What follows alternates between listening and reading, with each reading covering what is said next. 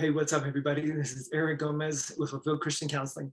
And I want to just take a few minutes to help us to consider a distinction between humility and pride and the impact of each one of these elements on marital communication, right? So let's take a few moments to start with humility, and we're going to consider the different elements of humility, and then we're going to segue into looking at the different elements of pride. And like I was saying just a moment ago, we're going to look at the impact of each one of these important elements and on how you guys can communicate as a couple, how you and your spouse can communicate overall. So let me go ahead and share my screen with you all, and let's take a few moments to consider humility. All right, so let's define it for a second here, okay? So what is humility? This is kind of what I put down, and y'all can give me some feedback. Let me know what you think as well. But I think humility could be defined in these ways, right? So it's seeing your spouse as an equal. You're not coming at them from a top-down perspective, which says, I'm better than you. You need to just hear what I'm saying because it's the way to go, right? No, that's not humility. That's pride, which we'll look at in a moment. But humility says, we're going to come at these situations as equals, and I'm going to treat you with respect as an equal. And that's what we're going to do. Right? So that's an important part of humility. Another part is having a heart that desires to cherish and to serve them, to serve your spouse. It says, I care about you. I love you. I want to do everything I can to help you to feel loved and to feel nurtured and cherished in our relationship. Instead of the other side, which would be the prideful side, right? Which would be, it's about me, what I want, what I can get from you. Right? A third element here of humility would be carefully listening to your spouse's marital concerns. It's that approach that says, I want to know, I want to understand. I'm not trying to avoid. No, I want to know. I want to get where you're coming from. So tell me about it because it's important to me, right? So that's a humble perspective. That's a genuine willingness to learn and to learn about your spouse and to make things better, to do everything you can to make things better for them and for your relationship as a whole. So a fourth element is responding tenderly and honestly. This one is not easy, right? Especially when a lot of emotions are present, emotions are riding high. You're taking on an issue as a couple that's not easy. Maybe you've already said a lot of hurtful things and so forth. And it's hard to come back to a point of tenderness as a unit there in your communication, but you're going to have to try to do it. Because if you can respond tenderly and honestly to one another, you're going to help create some important dynamics relationally that are going to be essential for you to be able to continue addressing whatever it is now and in the future, right? So responding tenderly and honestly with them helps create safety and trust. It creates a context for open dialogue and communication, for vulnerability. All of those things are able to be present because you are engaging each other tenderly and honestly. And the honest part obviously is where you get to be in that position of saying what's true. This is really how I view a situation or am feeling as a whole, right? But you're putting that honest information out there for everybody to deal with in that sense. But you're doing it tenderly. And that's the caveat. Yes, you can be honest and very direct about the things that you need to express or things that are important to you that are taking place inside of you or taking place relationally, but you're doing it all tenderly. So let's look at a fifth element here, which is recognizing and acknowledging your imperfections openly, right? A humble person can say, look, I've got faults. I've got things that I have to address. I am not perfect. I am far from perfect. So maritally speaking, you're not going to come at one another saying, you need to fix this. You need to fix that. I'm doing all of this right. You just need to fix your stuff and everything will be better.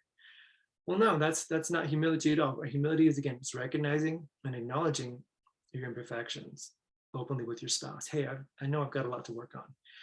So I'm going to keep working on those things and I'm going to keep addressing those things so that we can be stronger as a couple, so I can be healthier individually, but so that our relationship can benefit as a whole. That's a sound perspective that you all can utilize there. Another element, or the last element that we're going to deal with regarding humility is praying for wisdom, grace, and mercy in your marriage. I think this is important. I think it's powerful. You go in before God essentially, and you're practicing humility in that context. It's going before God and just putting it all out there. Lord, I'm in need of your help. I'm in need of your wisdom. I need your grace. I need your mercy. to help me to love my spouse well. And by doing that, you're already positioning yourself to have humility in your marriage. And you're also engaging with the Lord in prayer in such a way that he can interact with you on a spiritual plane. And so that, as you pay attention to what he's leading you to do, or even to the areas that he's needing you to change and improve within yourself, that's a powerful perspective. That's a powerful approach as a whole. And you can always draw upon that in your marriage. Because you're going to be practicing already how to be humble with the Lord, and you can take that and then apply that same thing to the interactions that you have together as a couple, right? So humility in prayer, in many ways, will eventually translate into the humility on the marital front. So let's keep those things in mind. All right, so that's kind of defining humility in a sense, and how it can impact marital communication and really improve marital communication as a whole. But I want to take a moment to move into the traits of pride, right? Let's look at some of that for a second. I was kind of maybe giving you some of that just a moment ago, but let's get into it more specifically here. What are some of the traits of pridefulness, and what are their effects?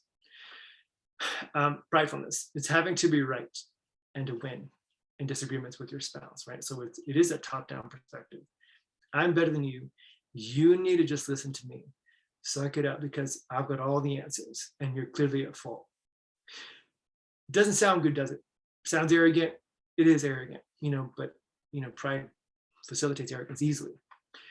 So we're not trying to do that, right? We wouldn't encourage that. Hey, just come at your spouse and say, I'm better than you, or I just need to win. I need to be right, and I'm just going to lock in on that. Well, no, that's not helpful. It's not useful. It's going to get you nowhere. It's going to get you into more conflict. That's what's going to happen. So it's not helpful. Another element of pridefulness is being highly critical and defensive in addressing marital concerns, right? So you bring things up to one another, and because of the pride that can easily kick in, right now, it's like, well, you're pointing fingers at one another. No, you did this. No, you did that wrong. You need to change this. You need to fix that. I never do this. I don't do those things. You do those things, right? There's that critical defensive element.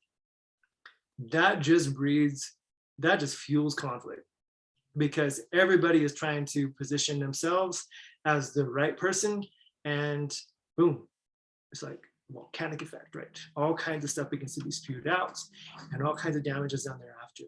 And it's very hard to repair from those things. Don't be under any illusions like you can just be very critical and defensive of one another and we just come back easily. Every time you have a negative interaction like that, you are building something into your relationship that's not good, that you're going to have to spend time repairing. That's a tough process, believe me. So, all right. So another element here of pridefulness that we need to look at is again, pointing out your spouse's flaws or imperfections, right? It's just telling them how bad they are, what they need to change. And then again, just kind of putting it back on you, like I'm doing everything right. Generally, is not true in most cases, right? So it doesn't help to point out someone else's flaws. Scripture talks about how, why are you trying to take a log out of somebody else's eye, but I'm saying a speck out of somebody else's eye, but you got a log in your own eye, right? Well, if you got that log in your eye, you can't really see it all. You should be addressing what's happening inside of you first anyways. And then maybe you'll be able to see what may need to be, addressed in someone else, but, first take yourself on. That's the harder work to do, isn't it? That's the harder thing to do. But it's worth it at the end of the day. Going back to if you can be humble and if you can apply humility in that sense. But you don't get very far pointing out your spouse's imperfections. Rather, I think it's more helpful to say, hey, look, like this is something that's a concern to me. Can we talk about it? Right? That's a better approach. And yes, we need to have those kind of conversations. I'm not saying you shouldn't. I'm not saying you should never address concerns or flaws in a relationship, because you need to. You got to take those things on. But I go back to what I was saying earlier. It's how you do it. Do you come at those conversations tenderly, or do you come at them like we're talking about here, critically and defensively? You get to choose, but choose right. Another element of pridefulness is neglecting to see your own faults individually and maritally. You're blinded to it. I'm not seeing what's wrong with me. I'm not seeing what I need to change here. I'm just looking at you, and I'm just going to live right there. Well, that's damaging, because you can't get anywhere with someone like that. It doesn't do it does couples no good at all to take that perspective of not even trying to see where you're coming from, not even trying to see where you can change and make things better, right? It's not a healthy perspective. Pridefulness is also viewing yourself as better than your spouse, right? This is a big one. It's like, somehow, we develop these conceptions of self, like, I'm better than you. No, you're not. No, you're not. You're not better than anybody else. That's arrogant to think about it like that. But you're not better than anybody else. You're definitely who you are. But I promise you, you got lots to work on, right? They may as well. That's fine. But you're not going to get very far conversationally or maritally as a whole if you're coming at your spouse thinking that you're better than them. It doesn't do any good. On the other hand, another element of pridefulness is denying any need of God and believing you're self-sufficient. I think that's commonplace in our culture for sure, right? We don't need God. We're scientific. We have all this empirical data and information to work with, right? We think we're getting so far, and yet when we're faced with how much we don't know, sobering, isn't it? And the more we learn, the more we realize we don't know a lot. It's the same thing in a relationship, right? And it's the same thing with God. It's like, hey, look, like, if you deny that you need him, well, okay, you get to deal with the effects of that. That's your choice, but that's up to you. And then also just believing you're self-sufficient. I can do everything on my own. I got it. I got it. It's kind of like a 2-year-old.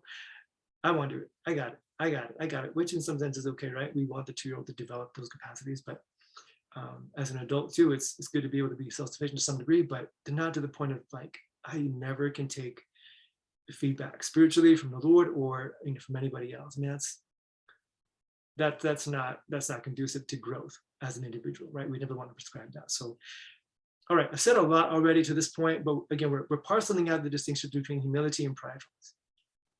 Definitely positing that humility is the way to go if you're trying to have safe, open, connected type communication. And pridefulness would be the way you're going to go if you want to have a lot of conflict, distress, emotional distancing, pain, hurt, sadness, all that stuff, right? If you want those kinds of things and you want to open those doors, well, then you're going to choose pridefulness. If you want to have the other side of it, which is the feeling of connection, closeness, love, cherishing one another, being nurturing to one another, being tender with each other, okay, well, then choose humility as a whole. All right, you guys, so let's stop sharing the screen at that point. But I just want to say again, like, these are things that couples, I think, don't often consider. They tend to put a lot of content on the table when they're trying to work through something. It's like, I need to tell you about this, or we need to navigate that. So here's the issue, and here's how we're going to fix it, or whatever. And it's like they're just putting content. Well, all the stuff on the table is this high, if you can see it on the screen. Well, really, what we're kind of considering here is a little bit different than all that. It's a heart-related issue. It's those heart-related choices that you make that are going to carry the day, because they're going to affect the process of your communication. And that process will determine if you are going to resolve issues, connect around those issues, or whether you're going to derail things relationally as you try to deal with those issues. So there's process, there's content. Humility fuels a safe, loving environment for good conversation to occur. Pridefulness is going to fuel anger. It's going to fuel distress. It's going to fuel disconnection. These are things that you got to think about. You got to consider these as a couple. So, all right, I'm going to get ready to stop here because we said a lot already, but there's a lot for you all to think about. I hope you do. And I hope you'll put some of these things into place, particularly around humility, right? Because that's what we're encouraging. The application of humility is part of strengthening a relationship, dealing with the heart-related issues, knowing that those are going to carry the day overall, not just the content you put on the table. It's the heart-related issues that drive everything. So again, we're going to leave you with that. This is Jerry Gomez with Fulfilled Christian Counseling. If you want more information about things that we're talking about, go to the website, my website, which is www.fulfilledchristiancounseling.com, and go to the contact page there on the website, and just hit me up in that sense, and we'll glad to coordinate with you. Okay, everybody, I wish you all the best. Take care.